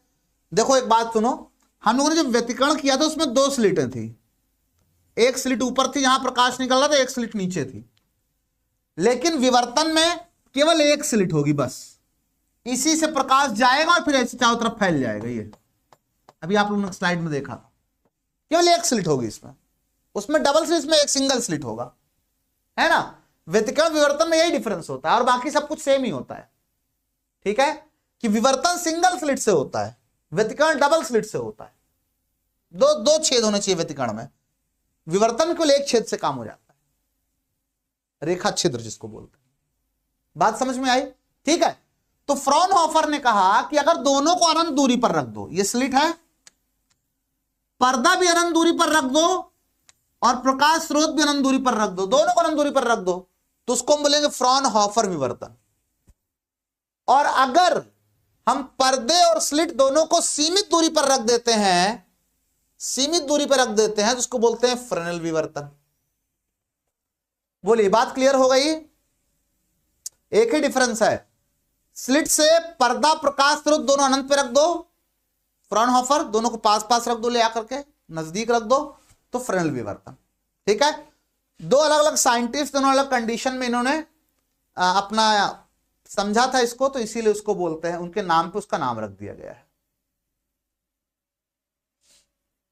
बोलो, बात समझ में आई कि नहीं समझ में आई? कोई डाउट किसी को?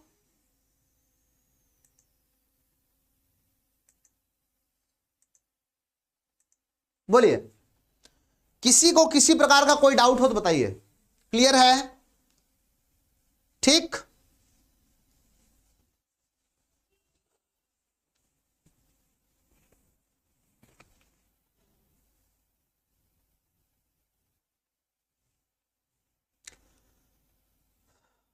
अब सिंगल स्लिट से हम लोग फ्रॉनहोफर विवर्तन को समझेंगे। मैं डायग्राम यहां पे शॉर्टकट में बनाऊंगा, आप भी एग्जाम बना सकते हैं ऐसे ही, लेकिन एक्चुअल में कंडीशन क्या है, अनंत पे ना तो हम पर्दे को ले जाकर रख सकते हैं, ना तो हम सोर्स को ले जाकर रख सकते हैं। कोई रख सकता है क्या अनंत पे? तुम में से कोई है जो अनंत पे ले जाकर रख सकता है? नहीं रख सकता ना। क्यों? अरे अनंत से प्रकाश आए, चलो अनंत पे सोर्स तो मान लिया सूरज है, अनंत पे है, पर्दा अनंत पे कहां लेके जाएंगे? और कौन मापे मुंह पे इतना सब कलाकारी कौन करेगा? समस्या वाली बात है। तो इसके लिए फ्रॉनहोफर ने एक जुगाड़ लगाया कि मेरे पास एक स्लिट है ना, और मैं इसके पीछे एक लेंस रख देता हूं, उत्तल लेंस स्लिट के ठीक पीछे, और एक स्लिट के ठीक आगे लेंस रख देता हूं। ठीक है, यहां से जब प्रकाश लेंस पे आके पड़ेगा किसी प्रकाश स्रोत द्वारा, तो इस तरह से पड़ेगा, और मैं प्रकाश स्रोत को इसके फोकस पे रख दूंगा, लेंस के। और सब जानते हैं कि फोकस से चलने वाली प्रकाश किरणें क्या हो जाती हैं? अपवर्तन के पश्चात मुख्य अक्ष के समांतर हो जाती हैं। और समांतर प्रकाश कहां से आता है? तो सर समांतर प्रकाश अनंत से आता है। सर क्यों भाई? समांतर प्रकाश कहां से आता है? सर समांतर प्रकाश अनंत से आता है। तब ये दोनों जब यहां से गुजरेगा तो इस कोने से ऐसे मुड़ जाएगा, और मुड़ने के बाद इस पे जाकर आपतित होगा। अगर ये लेंस ना होता तो ये अनंत पे जाकर मिलते एक दूसरे से, लेकिन मैंने फिर से लेंस रखा और लेंस के फोकस दूरी पे लेकर मैंने पर्दा रख दिया। जब लेंस के फोकस दूरी पे पर्दा रख देंगे तो जाके इस लेंस द्वारा इसके फोकस तल में कहीं जाकर के मिल जाएगा, है ना, इस तरह से। ठीक, तो फ्रॉनहोफर ने जुगाड़ कर लिया। उसने क्या किया? उसने पर्दे के पहले एक लेंस लगाया, उत्तल लेंस, और स्लिट के पहले एक लगाया उत्तल लेंस, जिसकी वजह से यहां से लग रहा है प्रकाश अनंत से आ रहा है, और यहां भी लग रहा है प्रकाश अनंत पे जा रहा है, लेकिन एक्चुअल में ना अनंत पे जा रहा है ना अनंत से आ रहा है। तो ये जुगाड़ व्यवस्था थी फ्रॉनहोफर की, केवल अपने एक्सपेरिमेंट को करने के लिए, है ना। जुगाड़ू साइंटिस्ट थे फ्रॉनहोफर। क्लियर है? बात समझ में आई सभी को? बताइए जल्दी से, फ्रॉनहोफर ने क्या जुगाड़ किया? सबको समझ में आया?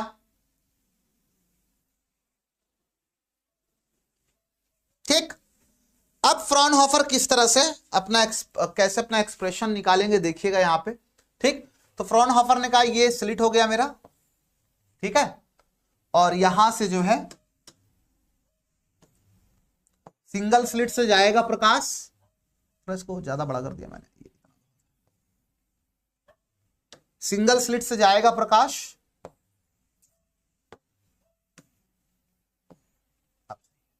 ठीक है,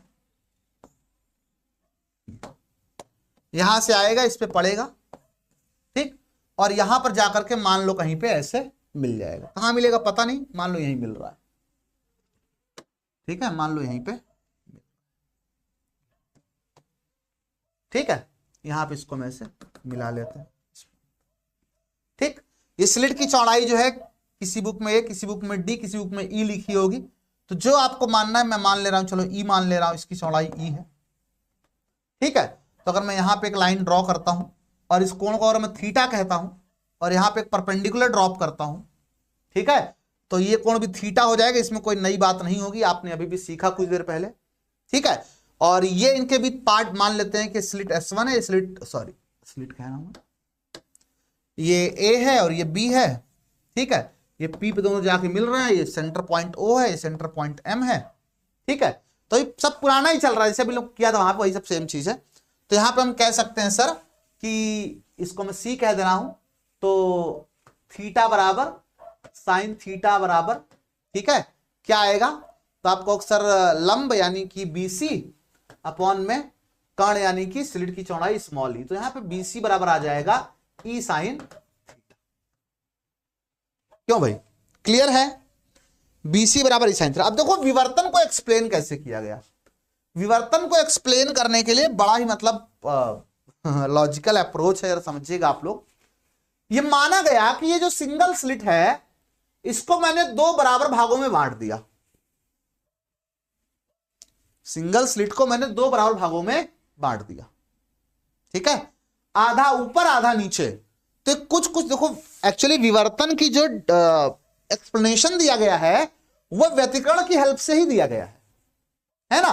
तो मैंने पूरी सिंगल स्लिट को दो बराबर भागों में बांट दिया, ठीक, आधा ऊपर आधा नीचे। अब मान लेते हैं कि इसमें ढेर सारे प्रकाश किरणें निकल रही हैं, ठीक है, मान टोटल 100, टोटल 50 किरणें ऊपर 50 किरणें नीचे निकल रही हैं, 50-50 दोनों तरफ आ रही हैं ऐसे ऐसे करके, ठीक है, 50-50 दोनों तरफ जा रही हैं, ठीक। तो यहां से मान लेते हैं कि इसकी सबसे, इसकी पहली वाली प्रकाश किरण और ये इसके आधे के नीचे वाली प्रकाश किरण जाके यहां दोनों पर्दे पे मिल रही हैं, है ना, मतलब ये पहली और ये यहां पे 51वीं है, तो दूसरी होगी ये 52वीं हो जाएगी, ठीक है, ऐसे यहां पे सबसे लास्ट वाली 50वीं हो जाएगी, सबसे लास्ट वाली 100वीं हो जाएगी, ठीक। मतलब इसका एक्सप्लेनेशन इस तरह से है, आपको थोड़ा समझना पड़ेगा, इसको थोड़ा सा याद करने वाली चीजें हैं, ठीक है, थोड़ी सी एक पॉइंट है बस, ठीक। तो पहली और 51वीं जाकर के दोनों यहां पे सुपर पोजिशन कर रहे हैं, ठीक।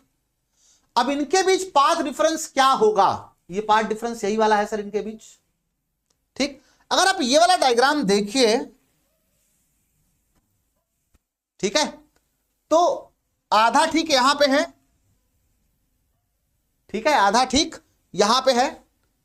तो अगर यहां और यहां वाली प्रकाश किरण के बीच में पाथ डिफरेंस कितना है, बीसी है, और मैं मान लूं कि माना बीसी बराबर लैम्डा, ध्यान से सुनना, बहुत ध्यान सुनना, है ना, बीसी बराबर लैम्डा, मतलब मैंने ये पूरा जो है ये पाथ डिफरेंस यहां से यहां तक को मैंने लैम्डा मान लिया है, ठीक है।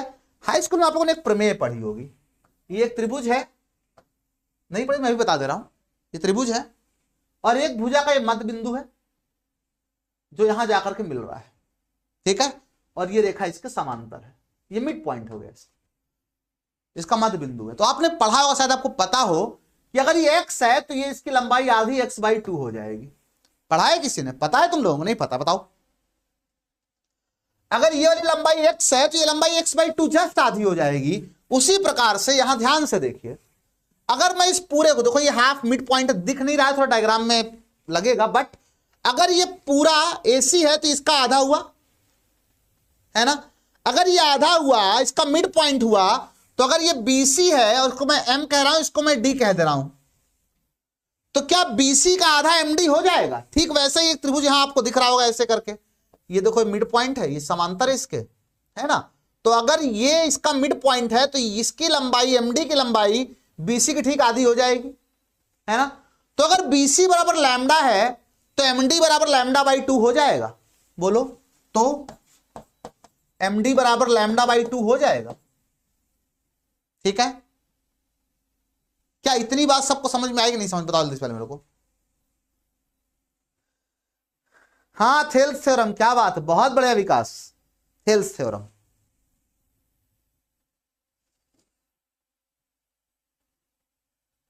क्लियर है। चलो बे राम करन, बढ़िया बढ़िया, मन लगा पढ़ाई करो, ठीक है।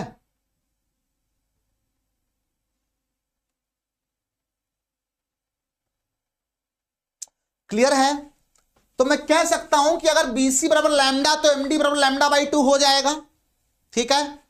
और अगर दो किरणों के बीच पाथ रेफरेंस λ/2 है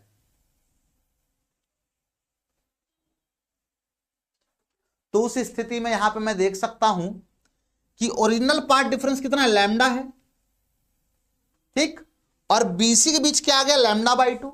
और λ/2 अगर पाथ डिफरेंस आ रहा है तो याद करो तुम लोग, ये तो विनाशी व्यतिकरण की शर्त थी।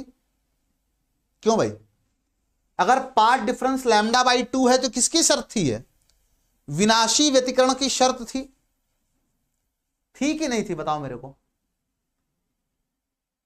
अगर पाथ डिफरेंस λ/2 है तो ये विनाशी व्यतिकरण की शर्त थी, यानी इस पॉइंट पर विनाशी व्यतिकरण होगा, अदीप्त फ्रिंज बनेगी। आपको अक्सर पढ़ा रहे हो विवर्तन, बोल रहे हो व्यतिकरण। मैंने कहा ना विवर्तन को हम व्यतिकरण की हेल्प से ही एक्सप्लेन करेंगे। जब हम लोग व्यतिकरण जो पढ़ा वही यहां अप्लाई कर लेंगे, ठीक।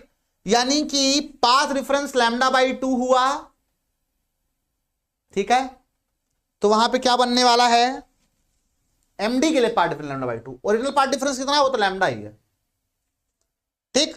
तो वहां पे अदीप्त फ्रिंज बनेगी, विनाशी व्यतिकरण होगा, तो ओरिजिनल पाथ डिफरेंस इन दोनों के बीच में कितना है, वो तो लैम्डा ही है, ठीक है, दोनों सिरों से चलने प्रकाश किरणों के बीच में, ठीक। तो अगर हम वापस फ्लैशबैक में लौट के आए तो हम कहें अगर पाथ डिफरेंस लैम्डा है तो क्या होगा, विनाशी व्यतिकरण होगा दोनों सिरों के बीच में, अगर चलने वाली किरणों को ले लें हम तो, है ना। यानी कि हम कह सकते हैं कि विनाशी व्यतिकरण के लिए, या आप कह लो अदीप्त फ्रिंज के लिए, व्यतिकरण शब्द नहीं यूज करेंगे, अदीप्त फ्रिंज के लिए, अदीप्त फ्रिंज के लिए BC बराबर क्या हो जाएगा, n लैम्डा हो जाएगा, यानी कि E साइन थीटा बराबर n लैम्डा हो जाएगा। बोलो क्या इतनी बात सबको समझ में आई कि नहीं समझ में आई? यही समझना है यहां पे कि सर उल्टा कैसे हो गया, वहां पे तो n लैम्डा संपोषी के लिए था, यहां विनाशी के लिए कैसे हो गया, अदीप्त फ्रिंज के लिए कैसे हो गया यहां पे। यही बात आपको समझनी है कि टोटल तो अभी भी लैम्डा ही है, लेकिन हम बीच वाले को ले रहे हैं, हम इसको दो स्लिट में तोड़ रहे हैं। तो अगर यहां से यहां तक लैम्डा है तो यहां वाली तरंग के लिए आधा हो जाएगा, अभी प्रूफ किया हम लोगों ने, λ/2 हो जाएगा। बोले क्लियर है सभी को? यही बच्चे ना रट्टा मारते रहते हैं, इसको समझ ही नहीं पाते कभी कि कहां से λ/, वो रट लेते हैं यार, एक काम करते हैं उल्टा हो जाएगा, वहां पर लैम्डा संपोषी के लिए था, यहां पर लैम्डा विनाशी के लिए हो जाए, ऐसे रट लेते हैं बच्चे, है ना। तो रटना नहीं, आपको समझना है। तो E sine theta equals to n lambda, और अगर आप यहां कोणीय स्थिति निकालना चाहते हो तो साइन थीटा अगर नगण्य मानते हो, ठीक है, तो साइन थीटा इक्वल्स टू क्या हो जाएगा, n लैम्डा अपॉन में, n लैम्डा अपॉन में E लिखा है मैंने, तो E लिख देते हैं D की जगह, ठीक है, स्मॉल e हो जाएगा, ठीक। यहां से हम कैसे, theta n equals to n lambda upon में स्मॉल, ये NV फ्रिंज की स्थिति होगी। कौन सी फ्रिंज सर, ये NV आदीप्त फ्रिंज है, आदीप्त फ्रिंज, ठीक है। अब आप जानते हो कि आदीप्त फ्रिंजों के बीच बीच में ही कौन बनेगी, दीप्त फ्रिंज बनेगी। अगर आदीप्त फ्रिंजों के बीच बीच में ही दीप्त फ्रिंज बनेगी, यानी कि ठीक बीचों बीच क्या आएगा, λ/2 और 3 λ/2 के बीच में कौन आएगा, तो λ/2 प्लस 3 λ/2, और इसके बीचों बीच मतलब इसका वो निकाल लेते हैं, ठीक है। कितना है बताओ ये, तो एक 4 λ/2 और बटे में 2, ठीक है, 2 दूना 4, 4 कट गया, यानी कि लैम्डा। इसका मतलब है कि दीप्त फ्रिंज के लिए क्या आ जाएगा,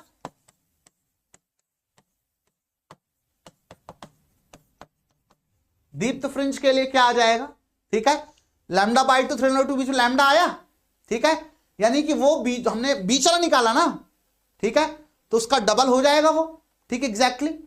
अरे भाई कंफ्यूज नहीं हो रहे तुम लोग, MD हमने इसके पर्सपेक्टिव देखा ना कि λ/2 λ/2 λ/2 फिर 3 λ/2 फिर 5 λ/2, तो इनके बीचों बीच कौन आएगा, लैम्डा आएगा, है ना।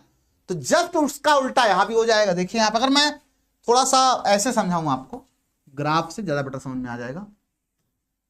देखो यहां पे इसका जो एनर्जी डिस्ट्रीब्यूशन जो होता है इंटेंसिटी का, तो बीचों बीच तो पूरा प्रकाश हमको मिलता है n बराबर 0 के लिए, है ना। उसके बाद ये यहां पे ऐसे घटता चला, दोनों साइड ऐसे घटता चला जाता है, ऐसे दोनों साइड, ठीक है। तो अदीप्त फ्रिंज आपको कहां पे मिली है सर? यहां मिली हुई है अदीप्त फ्रिंज, यहां मिली हुई है आपको। कहां पे मिली हुई है सर? माइनस लैम्डा है ये और ये लैम्डा है, ठीक है। फिर आपका ये 2 लैम्डा है, फिर आपका 3 लैम्डा है। तो इसके बीचों बीच आप निकालेंगे तो क्या आएगा? जोड़ के दोनों को 2 से भाग देंगे, 3 लैम्डा बाई 2 आ जाएगा। यहां निकालेंगे 5 लैम्डा बाई 2 आ जाएगा, ठीक है। तो इसका मतलब है कि जो दीप्त फ्रिंज आने वाली है वो आपकी n+1/2 लैम्डा अपॉन डी, यानी जस्ट उल्टा हो जाएगा, है ना। दीप्त फ्रिंज कहां मिलने वाली है आपकी? n+1/2 लैम्डा अपॉन डी पे, और अदीप्त फ्रिंज कहां मिलने वाली है? n लैम्डा अपॉन डी पे, ठीक है। आपको सर यहां पे आपने प्लस क्यों लगाया है? क्यों भाई प्लस क्यों लगाया? यहां पे माइनस क्यों लगाया सर? वहां तो माइनस लगाया था, क्योंकि यहां पहली दीप्त फ्रिंज आपको कहां मिल रही है? यहां मिल रही है, ठीक है। और ये सेंट्रल, इसको बोलते हैं केंद्रीय, पहली नहीं बोलते, इसको बोलते हैं केंद्रीय। क्या बोलते हैं? केंद्रीय। और ये प्रथम हो गया ये, ठीक है। ये थोड़ा सा कभी कंफ्यूज करते हैं बच्चे। और यहां जो इंटेंसिटी डिस्ट्रीब्यूशन होता है वो घटती चली जाती है। मतलब अगर आप व्यतिकरण में बात करें, व्यतिकरण में, किसमें? व्यतिकरण में, ये भी डिफरेंस है इनके बीच में। व्यतिकरण में अगर आप बात करें तो दोनों साइड जो इंटेंसिटी है वो एकदम एग्जैक्ट बराबर से होती है, ठीक है। कहीं पे इंटेंसिटी कम नहीं होगी। पहली केंद्रीय फ्रिंज, पहली फ्रिंज, दूसरी फ्रिंज, तीसरी फ्रिंज, सब बराबर दीप्त, सब बराबर उजाला दिखाई देगा। लेकिन यहां पे पहले उजाला बीच में ज्यादा होगा, फिर हल्का कम होता चला जाएगा। ऐसे बनता है आपका विवर्तन का प्रतिरूप, ठीक है। अगर आप केंद्रीय फ्रिंज की चौड़ाई की बात अगर करें आप, क्या भाई इतनी बातें सबको समझ में आई? नहीं समझ में आई?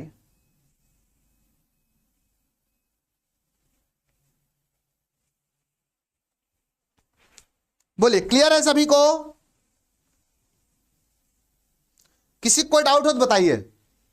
ए भैया हम छोटे आदमी हैं, ठीक है, आप लोग ना परेशान हो ज्यादा, थोड़ा पढ़ा लेने दे हमको प्लीज, हैं? कृपया लपर लपर ना करें। बोले भाई इतनी बातें सबको समझ में आई कि नहीं समझ में आई? बताएं जल्दी से।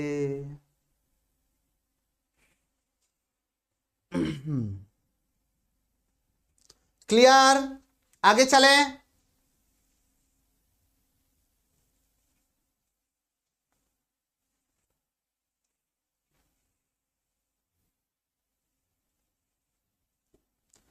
चलिए, विवर्तन व्यतिकरण में डिफरेंस एक लाइन जल्दी खड़ाक से देख लीजिए। इसमें 2 अलग अलग स्लिट होती है, इसमें एक ही स्लिट होती है, ठीक है। इसमें फ्रिंज समान चौड़ाई की होती है, इसमें फ्रिंजों की चौड़ाई घटती जाती है।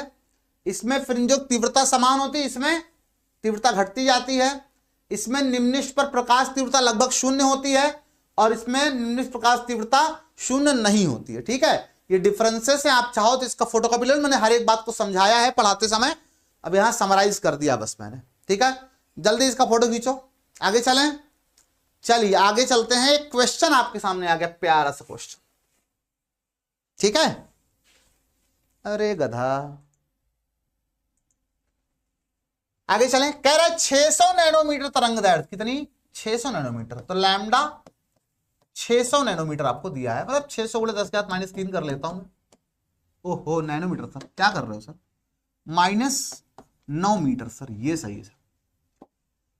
का प्रकाश 3 मिलीमीटर चौड़ाई स्लिट पर, स्लिट चौड़ाई दिया है आपको E बराबर 3 × 10⁻³ मीटर। बहुत बढ़िया। अविलंब दाप्ती होता है, बहुत अच्छी बात है। स्लिट से 3 मीटर दूर पर्दे पर, तो कैपिटल D को कह रहा है 3 मीटर, ठीक है। केंद्रीय उच्चिष्ट की रेखीय चौड़ाई ज्ञात कीजिए, ठीक है। अरे केंद्रीय उच्चिष्ट की रेखीय चौड़ाई आपको ज्ञात करनी, कितनी थी? केंद्रीय उच्चिष्ट की रेखीय चौड़ाई कितनी थी भैया? देखो यहां पर सूत्र देखो, लैम्डा बाई ई था, ठीक है। अरे यार मैं क्या लिख दिया मैंने? लैम्डा बाई ई होगा ना यहाँ पे। एक्चुअली मेरे को पूरी बात लिखनी थी, यहाँ पे मैं केवल लैम्डा लिख के छोड़ दिया, बाकी भी लिखना है मेरे को। Lambda by E, lambda by E, यहाँ पे भी लैम्डा बाई ई, यहाँ पर भी लैम्डा बाई ई, ये मैं मिस कर गया एक्चुअल में। बातों बातों में, ठीक है। ये सारा लैम्डा बाई ई होगा ना, एक्चुअल में यहाँ पे 1 रखो लैम्डा बाई, 2 रखो 2 लैम्डा बाई, ठीक है। तो केंद्रीय उच्चिष्ट की चौड़ाई कितनी आएगी, लैम्डा बाई ई इधर, लैम्डा बाई ई इधर, टोटल कितना हो गया, केंद्रीय चौड़ाई कितनी होगी, 2 लैम्डा बाई ई, है ना। ये केंद्रीय उच्चिष्ट की चौड़ाई हो गई, ठीक। उसके बाद अगर आप देखेंगे आगे इसकी चौड़ाई, तो ये लैम्डा बाई ई ही आएगी। केंद्रीय उच्चिष्ट डबल चौड़ा होता है, जितना इधर उतना इधर, उसके बाद निकालेंगे लैम्डा बाई ई ही आने वाली है, ठीक है। तो आप कहोगे ठीक है सर, चलिए ये बात भी मान ले रहे हैं आपकी। तो केंद्रीय उच्चिष्ट की चौड़ाई कितनी आ जाएगी, 2 लैम्डा बाई ई, यानी कि विड्थ हो जाएगी 2 लैम्डा डिवाइडेड बाई ई। जरा सॉल्व कर लीजिए इसको, कितना आएगा, डब्ल्यू इक्वल 2 इंटू लैम्डा आपको दिया है 600 गुणे 10 की घात -9 डिवाइडेड बाई ई कितना दिया है, 3 गुणे 10 की घात -3, ठीक है। और आपसे रेखीय चौड़ाई पूछा है, मैंने कोणीय चौड़ाई निकाला है यहाँ पे, ठीक है। रेखीय चौड़ाई पूरा पूछा है, तो जरा एक बार डेरिवेशन पे नजर डालते हैं हम लोग, अभी आपको तुरंत समझ में आ जाएगा, अब भी समझ में आ जाएगा। अरे यार कहाँ गया वो, मैंने मिटा दिया क्या, अच्छा अच्छा अच्छा, इसी स्लाइड में इसके पीछे मिटा दिया, उधर गया था, ठीक है। तो एक्चुअल में थीटा एन इक्वल टू क्या आया था, वाई एन अपॉन डी, याद दिला दे रहा हूं। तो यहां पे वाई एन कितना हो जाएगा, थीटा एन इंटू डी, है ना। तो इसी सूत्र में क्या आ जाएगा, इसी सूत्र में हो जाएगा, केवल डी से मल्टीप्लाई कर देंगे बस हम लोग, ठीक है। तो डी से मल्टीप्लाई कर दीजिए, आपको काम बन जाएगा। यहां पे मल्टीप्लाई करिए डी से, डी से कर दो मल्टीप्लाई, कितना आएगा 3। चलिए सॉल्व करिए इसको, 3 से 3 कट गया, 2 तिहाई 6, अच्छा 6 दूना 1200, ऊपर जाएगा घट जाएगा, पूरे 10 घात -6, इतने मीटर, यानी कितना आ गया 1200 माइक्रोमीटर, या 1.2 गुणे 10 की घात -3 मीटर कर लेता हूं, यानी कि 1.2 मिलीमीटर कर लेता हूं, उसको ज्यादा अच्छा है ना पढ़ने में, 1.2 mm। अब सही है, क्यों भाई, समझ में आया नहीं समझ में आया, यहां कुछ फंसे तो नहीं तुम लोग, जो मैंने यहां समझाया, ये सूत्र तो पता है ना, मैंने मिटा दिया था उधर, तो अभी आपको याद आ गया होगा। Theta n equal to Y N upon D,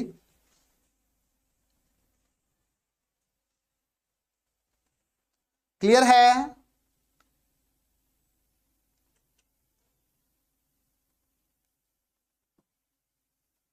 बेटा ऐड करेंगे तो, रे रे रे मुन्ना मेरे लाल, एक यहां खड़े हो, पार्क पे खड़े हो, एक का घर एक्स एक्सिस पे इधर है 2 किलोमीटर दूर, तो +2 लिखेंगे, इधर है -2 किलोमीटर दूर, तो -2 लिखेंगे।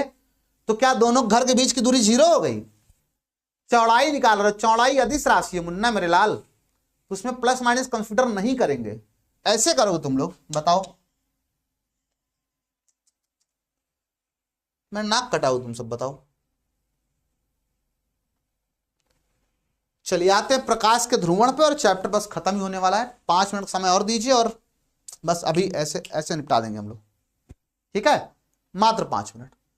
प्रकाश का ध्रुवण क्या होता है, जैसे मान लीजिए आप किसी प्रकाश को, कुछ क्रिस्टल होते हैं जैसे टूरमैलिन, कैल्साइट, ठीक है, हर्पेथाइट, ठीक।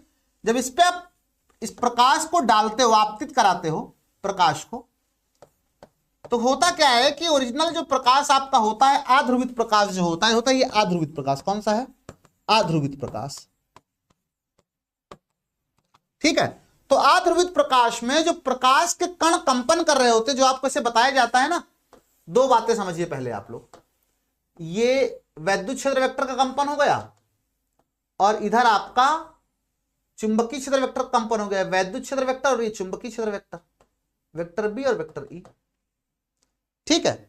हमारी आंखों को जो प्रकाश का प्रभाव दिखाई देता है, वो इसके कारण दिखाई देता है, इसके कारण नहीं दिखाई देता, पहली बात आपको समझना है ना। हमारी आंखों पर जो प्रकाश का प्रभाव दिखाई देता है, वो वैद्युत क्षेत्र वेक्टर कारण दिखाई देता है, चुंबकीय क्षेत्र कारण नहीं दिखाई देता है, ठीक है।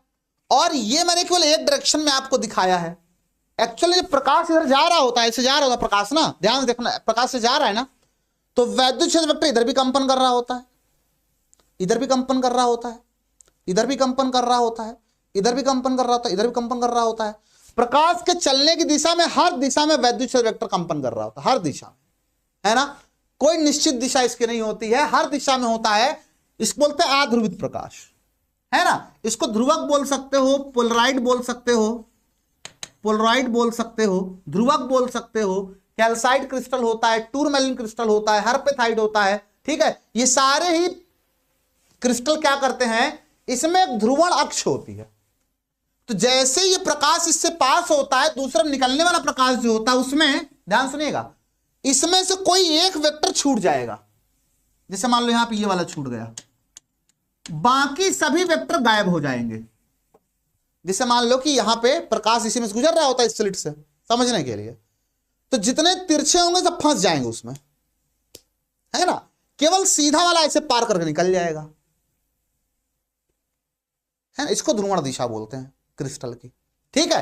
तो इसी दिशा में केवल प्रकाश बाहर निकलेगा, बाकी सब कैंसिल हो जाएंगे, कट पिट जाएंगे, ठीक है, गिर जाएंगे वहीं पे। तो इसको हम बोलते हैं समतल ध्रुवित प्रकाश। क्या बोलते हैं, समतल ध्रुवित प्रकाश इसको बोलते हैं, समतल ध्रुवित प्रकाश बोलते हैं इसको, ठीक है। यहां पे यही समझाया गया, ये आपका आध्रुवित प्रकाश है, आध्रुवित प्रकाश है, साधारण प्रकाश कह सकते हो आप, ठीक है। ये समतल ध्रुवित प्रकाश है। इसमें अगर आप देखिए तो कुछ कंपन ऐसे और कुछ कंपन आपको ऐसे भी दिख रहे हैं। तो ये आपका आंशिक है, मतलब आंशिक मतलब आंशिक ध्रुवित, मतलब कुछ कंपन एक दिशा में तो दिख रहे हैं आपको, उसके अलावा एक आध दो बचे रह जाएं, वो गायब ना हो पाए, तो बोलेंगे आंशिक ध्रुवित है। पूरी तरह ध्रुवित अभी नहीं हो पाया, ये आंशिक ध्रुवित है, ये है ना, ये आंशिक ध्रुवित प्रकाश है। अब जिस दिशा में कंपन है, जैसे बोर्ड के तल में कंपन है इस समय, है ना, उसको हम बोलते हैं कंपन तल। जैसे ये वाला जो तल है आपका, ये वाला तल जिसमें आपको प्रकाश ऊपर नीचे कंपन करता हुआ दिखाई, इसको बोलते हैं कंपन तल। क्या बोलते हैं, कंपन तल, है ना। और कंपन तल के जो लंबवत तल होता है उसके ठीक परपेंडिकुलर दिख रहे हैं आप, ये 90 डिग्री कोण पे है, ये बाहर, ये जो आपको तिरछा दिखाई दे रहा है एक्चुअल में इसे बाहर निकला हुआ है, ठीक है। इसको हम बोलते हैं ध्रुवण तल। क्या बोलते हैं, ध्रुवण तल इसको है, ठीक है। तो कंपन तल हो गया, ध्रुवण तल हो गया। अध्रुवित प्रकाश क्या होता है, आंशिक ध्रुवित प्रकाश क्या होता है, समतल ध्रुवित प्रकाश क्या होता है, ध्रुवित प्रकाश क्या होता है, ध्रुवण घटना क्या होती है, कैसे ध्रुवण होता है, ये सारी बातें आई थिंक आप लोगों को इस 2 स्लाइड में पूरा खत्म हो गया होगा। क्लियर है सभी को, बताइए, कोई डाउट किसी को।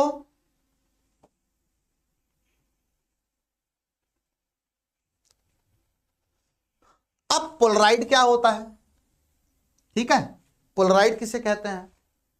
तो पोलराइड क्या होता है कि इसमें हम करते क्या है कि एक क्विनैन आइडोसल्फेट, जिसको बोलते हैं हर्पेथाइट, है ना, इस पे हम नाइट्रोसेलुलोज की एक झिल्ली होती पतली सी, उसके ऊपर इसको बिछा देते हैं, ठीक है। बहुत पतली पारदर्शी ट्रांसपेरेंट झिल्ली होती है, उस पर इसको बिछा देते हैं। इस तरह बिछाते हैं कि सभी ध्रुवण दिशा सेम रहे, और उसके बाद कांच की 2 प्लेटों के बीच में उसका सैंडविच बना। जैसे सैंडविच खाएं आप लोग, एक ब्रेड नीचे एक ब्रेड ऊपर, बीच में जो भी मटेरियल भरना है भर दो, ठीक उसी प्रकार एक कांच की प्लेट ऊपर, एक कांच की प्लेट नीचे, और इसके बीच में एक ये वाला जो हमने बना के रखा है क्विनैन आइडोसल्फेट, इसे हर्पेथाइट कहते हैं, ठीक है। इसको एक झिल्ली पे ऐसे बिछा देते हैं, जैसे पन्नी ले लो, उस पर लेई लगा के ऊपर चिपका दो बालू, थोड़ा कुछ वैसा ही सोच के देखो तो, और उसको दोनों प्लेटों के बीच सैंडविच कर देते हैं, है ना। तो ये हमारा बन के तैयार होता है पोलराइड, ये पोलराइड का सिंबल होता है, ठीक। अब जब पोलराइड पर हम कोई अध्रुवित प्रकाश आपतित कराते हैं तो इसके दूसरी तरफ जो प्रकाश निकलता है वो एक समतल ध्रुवित प्रकाश होता है। सारे कंपन गायब, केवल एक दिशा में कंपन बचते हैं बस, ठीक है। यही पोलराइड होता है, ठीक है। अब अगर 2 पोलराइड आप एक साथ ले लो, जैसे मेरी 2 उंगलियां हैं, 2 हाथ, इसको 2 पोलराइड समझो आप, ये इसकी दिशा हो, इसमें कंपन बाहर निकलेंगे। तो अगर दोनों पोलराइड को आप इस एक दूसरे के इस तरह रख देते हो कि उसके आर पार प्रकाश जा सके, देख रहे हो आपको दिख रहा हो कि आर पार जा सकता है प्रकाश, ठीक है, तो इसको बोलते हैं समांतर दिशा। और अगर आप इसको घुमा दो तो एक दूसरे के प्रकाश को ब्लॉक कर देंगे, जो इससे निकलेगा वो ये ब्लॉक कर देगा, इसको हम बोलते हैं क्या, क्रॉसित स्थिति, है ना। तो इसको हम बोलते हैं पोलराइडों की समांतर स्थिति, समांतर स्थिति, और इसको हम बोलते हैं पोलराइडों की क्रॉसित स्थिति, क्रॉसित स्थिति। ठीक है, पोलराइडों की समांतर स्थिति और क्या होती है, क्रॉसित स्थिति। ठीक है, आगे चलें, चलिए नेक्स्ट है मेलस का नियम। मेलस ने क्या कहा, मेलस ने कहा बच्चा परेशान मत हो, जैसे कोई पोलराइड आपके पास है ना, ये इसकी दिशा है जिसमें कंपन बाहर निकलने वाले, और तुम यहां पे कोई मान लो तुमने एक प्रकाश भेजा है जो कि पहले से ध्रुवित है, वो क्या है, पहले से ध्रुवित है, लेकिन ध्रुवण दिशा ये है पोलराइड की। ठीक है, और तुमने मतलब ये जो उससे पार लाइन कंपन वाली दिशा है, और तुमने प्रकाश को इस तरह से भेज दिया, इससे थीटा कोण पे, ऐसे था ये ध्रुवित, पहले समतल ध्रुवित प्रकाश पहले से है, तुमने इसको ऐसे ना भेज के उसको तिरछा भेज दिया, है ना।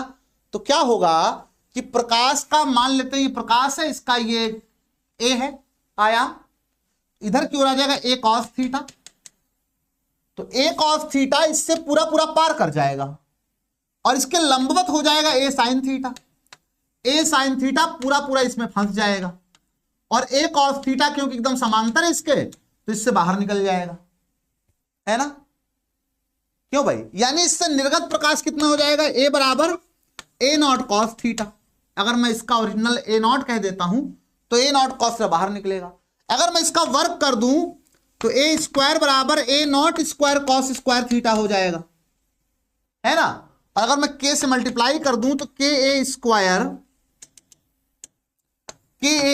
बराबर के A naught square cos square theta हो जाएगा। और आप जानते हो के ए स्क्वायर तो प्रकाश की तीव्रता होती है ना, तो यहीं से निकल के आया और कहीं से निकल के आया, आई बराबर आई नॉट कॉस स्क्वायर थीटा। ठीक है, यही मेलस का नियम है। ठीक है, कि जो आई है वो कॉस स्क्वायर थीटा के प्रोपोर्शनल होगा। ठीक, मेलस का नियम यही है, मैं पहले समझा दिया। अब इसमें ये वाला जो समतल ध्रुवित प्रकाश, तो पहले हमने क्या किया, हमने एक पोलराइड लिया, उस पर हमने साधारण प्रकाश डाला, हमने इस पर साधारण प्रकाश डाला, क्या किया हमने इस पर साधारण प्रकाश डाला। ठीक है, इधर इसने क्या किया, इसने पोलराइड ने इस प्रकाश को समतल ध्रुवित कर दिया। ठीक, फिर हमने एक और पोलराइड लगा दिया, और इस पोलराइड में थोड़ा सा हमने इस तरह से रख दिया इसको क्रॉसित, तो अब इसका क्या आयाम थोड़ा घट जाएगा, क्योंकि कुछ निकलेगा और कुछ बचा रह जाएगा। तो कितना निकलेगा भाई हमने कैलकुलेट किया था। ठीक है, तो जो ध्रुवित कर रहा है उसको बोलते हैं ध्रुवक, क्या बोलते हैं इसको बोलते हैं ध्रुवक, और दूसरे वाले को हम बोलते हैं विश्लेषक, क्योंकि ये चेक कर रहा है कि पहले वाला प्रकाश ध्रुवित है कि नहीं है। अगर ये ध्रुवित होगा तो इसको जैसे हम घुमाते जाएंगे और जब क्रॉसित होगा तो यहां इंटेंसिटी 0 हो जाएगी, है ना। तो अगर इंटेंसिटी 0 हो गई मतलब ये ध्रुवित है। अगर इंटेंसिटी 0 नहीं हुई, हमेशा समान रही, जैसे यहां पे देखो तुम इस पोलराइड कितना भी घुमाओगे, अध्रुवित प्रकाश है तो यहां पे एक कंपन तो बाहर निकल ही जाएगा, है ना। तो अगर इंटेंसिटी 0 नहीं हुई, ठीक है, तो आपको अगर अध्रुवित प्रकाश आप आपते रहते हो आई नॉट का, तो यहां पे इंटेंसिटी मिलेगी आई नॉट बाई 2, क्योंकि कॉस स्क्वायर थीटा का औसत मान 1/2 होता है ना। यहां पे इंटेंसिटी अगर आई नॉट है तो यहां पे आई नॉट बाई 2 मिलेगी। यहां पे कितनी मिलेगी सर, उस सूत्र का प्रयोग कर लेंगे कि किस कोण पर इसके साथ रखा हुआ, उसी हिसाब से डिसाइड होगा, है ना। तो अगर आप किसी पोलराइड पर एक अध्रुवित प्रकाश आपतित कराते हो तो जो निर्गत प्रकाश की तीव्रता होगी कितनी होगी, जस्ट आधी हो जाएगी, आई नॉट बाई 2 हो जाएगी। बोलो समझ में आया कि नहीं समझ में, जल्दी से बताओ। क्यों भाई,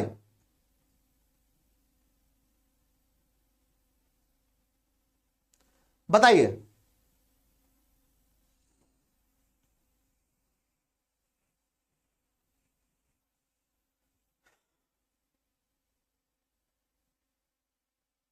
क्लियर है,